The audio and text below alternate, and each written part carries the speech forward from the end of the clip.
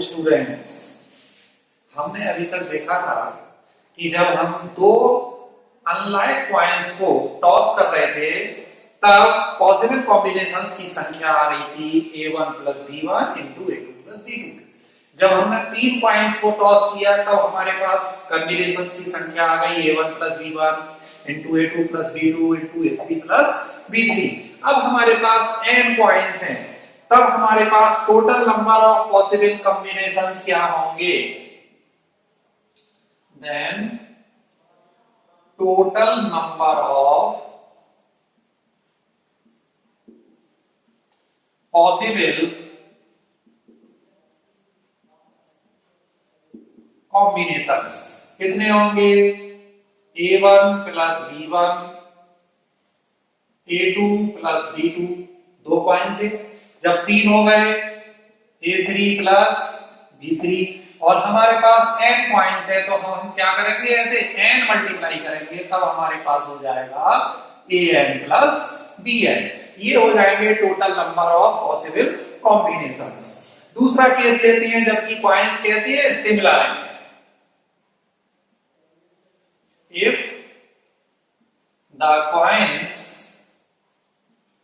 Are similar or identical or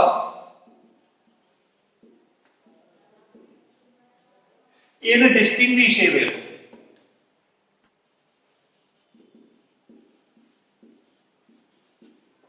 मतलब coins की कोई भी व्यक्तिगत पहचान नहीं है, सारे सिक्के एक ही मेटल के बने हुए हैं, that is a1 a2 a3, इन सब की वैल्यू an, सबको हम क्या मान सकते हैं?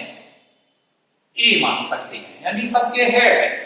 इसी तरीके से b1 b2 b3 bn equal to v। और जब ऐसा होगा तो n सिक्कों को अगर हम टॉस करें तब पॉसिबल कॉम्बिनेशंस की संख्या कितनी हो जाएगी? तब n सिक्कों को उछालने पर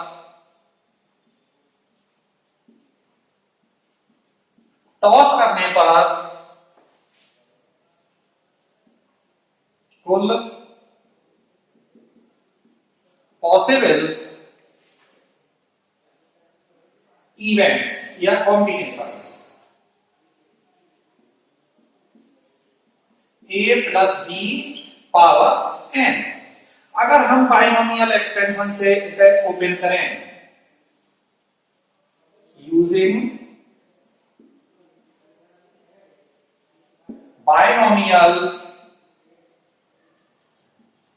एक्सपेंशन, क्या होता है? a plus b power n, इसकी वैल्यू होती है nc0 a power n b power 0 plus nc1 a power n minus 1 b power 1 nc2 a power n minus 2 b power 2 plus dash dash plus ncr a power n minus r b power r plus last में हमारी nth term बनेगी ncn a power n minus n, कितनी हो जाएगी? a power n minus n 0 b power n, और इसे हम लिख सकते हैं summation r equal to 0 to n ncr a power n minus r b power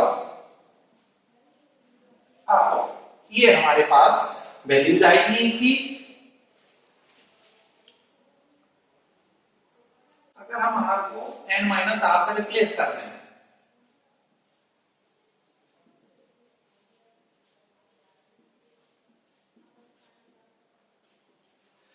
तब a प्लस b की power n equal to summation r equal to 0 to n n c n minus r। a r की जगह n minus r कर देंगे तो a की power r b power n minus r हो जाएगा। लेकिन NCR इक्वल टू होता है NCN minus R equal two factorial N upon factorial R factorial N minus R। Therefore A plus B power N equal to summation R equal to 0 to N NCR A power R B power N minus R। तो यहाँ A power R B power N minus R का coefficient कितना आता है NCR। तो क्योंकि इस binomial expansion में टर्म्स की संख्या कितनी आती है, इसमें n+1 टर्म्स आती हैं, जो हमने एक्सपेंशन किया n+1 आती है, इसलिए सभी संभव घटनाओं की संख्या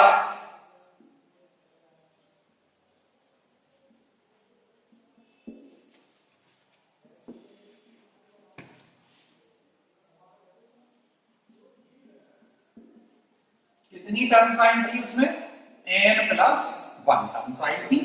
और सभी संभव घटनाओं या संयोग की प्रायिकता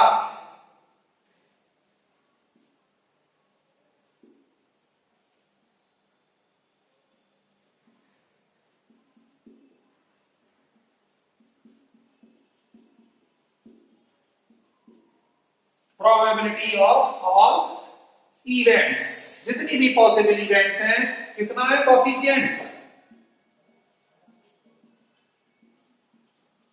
NCR, और NCR की वैल्यू होती है 2 पावर n। तो प्रत्येक घटना या संयोग की प्रायिकता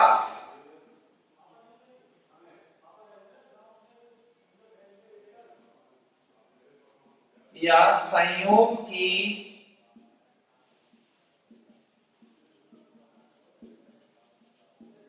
प्रायिकता, सभी घटनाओं की प्रायिकता 2 की पावर m है, तो एक घटना की प्रायिकता हो जाएगी 1/2 पावर m यानी 2 power -n।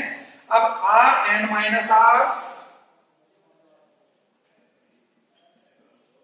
Rn minus R संयोग की प्रायिकता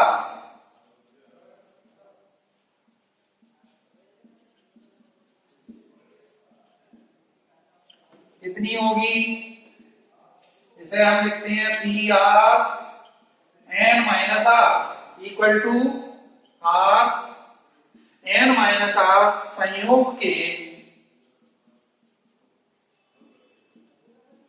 प्रकारों की संख्या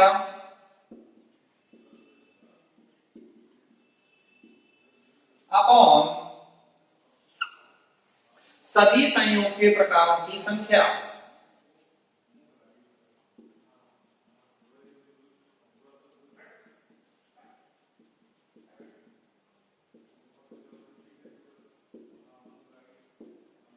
ये आ जाएगी, कितना हो जाएगा P R N minus R equal to इसकी कितनी है एनसीआर अपॉन सभी संयोग के प्रकारों की संख्या। तो सभी संयोग के प्रकारों की संख्या है 2 पावर n और एनसीआर की value factorial n upon factorial r factorial n minus R into 1 upon 2 power n। तो ये हमारे पास प्रोबेबिलिटी आ जाती है R N minus R distribution की प्रोबेबिलिटी। कभी कभी फैक्टोरियल n माइनस आर की जगह पर s रख देते हैं, तब प्रोबेबिलिटी पी आर एस की हो जाएगी factorial n upon factorial r factorial s into 1 upon 2 power n। ये अब इसमें probability of most probable combination क्या होगी, इसमें यदि n एक समान या सिमिलर पॉइंट्स को मैनी टाइम्स टॉस किया जाए, असंख्य बार उछाला जाए, तो probability P R N minus R तब मैक्सिमम होगी जब एनसीआर की वैल्यू मैक्सिमम हो। और हम जानते हैं कि एनसीआर का मैक्सिमम मान तब होगा जब r की जगह पर कितना लगा दिया जाए, n/2 लगा दिया जाए। जब r की जगह n/2 लगा देते हैं तब प्रोबेबिलिटी मैक्सिमम हो जाती है। तो p maximum equal to distribution हमारे पास क्या है, PR(n-r) और r की जगह लगा देंगे n/2। तो ये मैक्सिमम प्रोबेबिलिटी n/2 की प्रोबेबिलिटी होगी। यहां वैल्यू लगा देंगे हम factorial n upon factorial r यानी फैक्टोरियल n/2 और ये भी आएगा n माइनस n/2 तो factorial n/2 into 1 upon 2 power n। तो मैक्सिमम प्रोबेबिलिटी हो जाएगी factorial n upon factorial n/2 square into 1 upon 2 power n। ये मैक्सिमम प्रोबेबिलिटी होगी इक्वेशन नंबर 2। इसी तरीके से हम निकालेंगे probability of least probable combination. यहां इसे प्लेस किए देते हैं और मोस्ट प्रोबेबल कॉम्बिनेशन की हो जाएगी लीस्ट प्रोबेबल कॉम्बिनेशन। तो फॉर लीस्ट प्रोबेबल कॉम्बिनेशन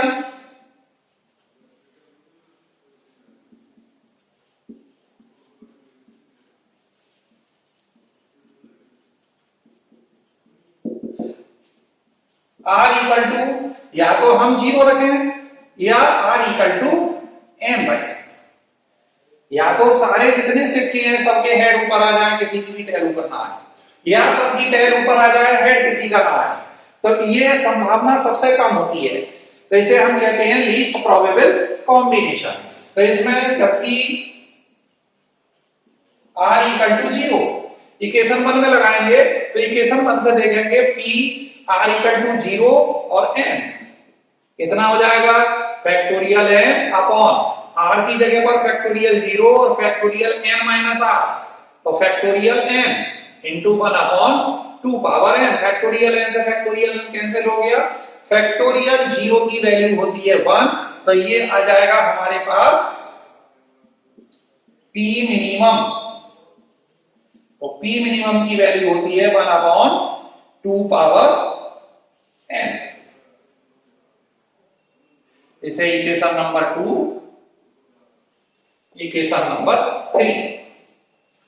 और अगर हम सेकेंड केस लें r इक्वल टू n ले लें तब p मिनिमम की value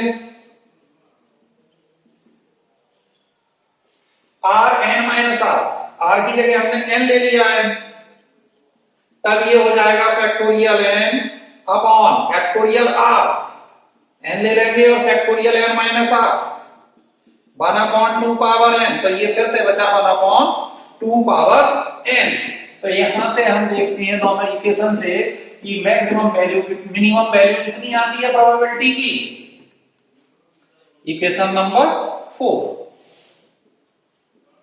from equation 3 and 4 p minimum equal to p 0n p n0 कितनी आ जाती है 1 अपॉन 2 की पावर n। तो मिनिमम प्रोबेबिलिटी कितनी होती है किसी भी कॉम्बिनेशन की 1 अपॉन 2 पावर n होती है।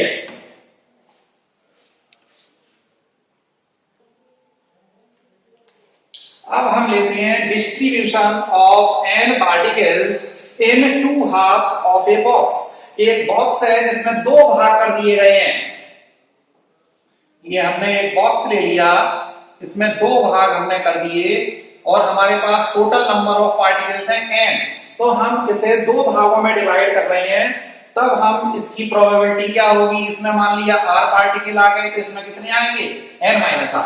तो r n minus r distribution की प्रोबेबिलिटी निकालेंगे तो बिल्कुल सेम प्रोसेस है जैसा कि हमने अभी n टॉस किया था, n सिक्कों को उछाला था, वही प्रोसेस है, वही चीजें हैं।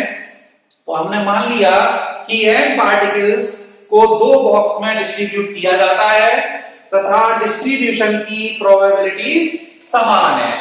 दोनों बॉक्स में डिस्ट्रीब्यूशन के निम्न प्रकार संभव होंगे। कैसे कैसे संभव होंगे, या तो पहले वाले में क्या हो n पार्टिकल्स आ जाए और दूसरे में कोई भी पार्टिकल ना आए। डिस्ट्रीब्यूशन का तरीका। या फिर ये हो सकता है कि इसमें n-1 पार्टिकल हो और यहाँ पर एक पार्टिकल आ जाए, या फिर ये हो सकता है यहाँ n-2 पार्टिकल आ जाए और इधर जो दो बचे हुए पार्टिकल है वो यहाँ आ जाए, या फिर ये संभव है कि यहाँ पर एक भी पार्टिकल ना आए और जितने भी पार्टिकल है वो सब दूसरे भाग में चले जाएं। तो इस तरीके से डिस्ट्रीब्यूशंस की संख्या कितनी हो जाएगी?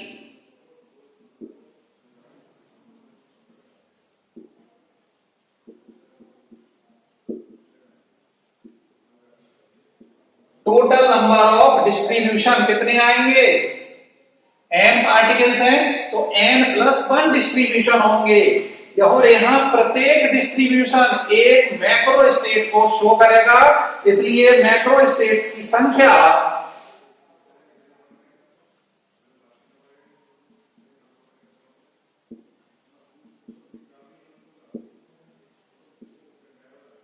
n+1 हो जाएगी। ये जो मैक्रो स्टेट और माइक्रो स्टेट है इसे हम आगे चल करके डिटेल में पढ़ेंगे।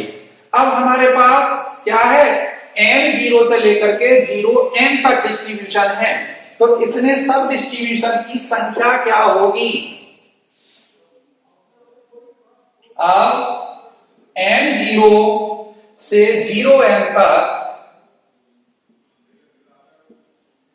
0n तक सभी डिस्ट्रीब्यूशंस की संख्या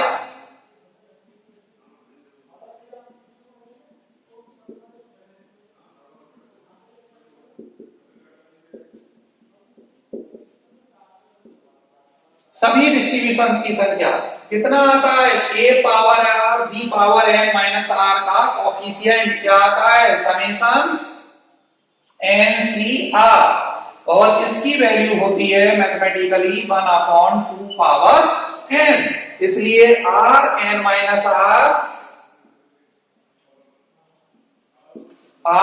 माइनस r डिस्ट्रीब्यूशन की probability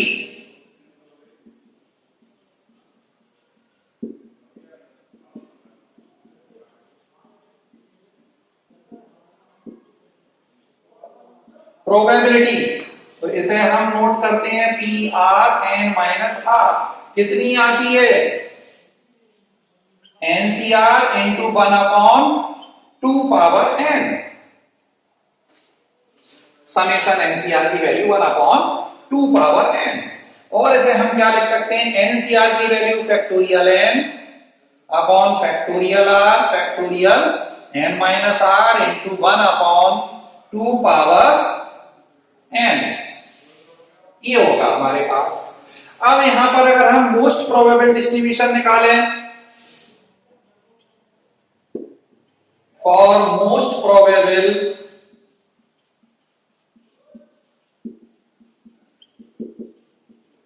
distribution, most probable distribution कब आता है? जबकि r की वैल्यू कितनी हो जाती है? n/2, तब प्रोबेबिलिटी क्या हो जाती है? मैक्सिमम, और कितनी होती है? p n/2 factorial n upon factorial n/2 factorial n/2 1/2 power n, तो मैक्सिमम प्रोबेबिलिटी बनती है factorial n upon factorial n/2 square into 1/2 power n। ये हमने जब n सिक्कों को टॉस किया था तब भी यही एक्सप्रेशन हमने निकाला था। इसी तरीके से हम लीस्ट प्रोबेबल डिस्ट्रीब्यूशन भी निकाल सकते हैं। तो फॉर लीस्ट प्रोबेबल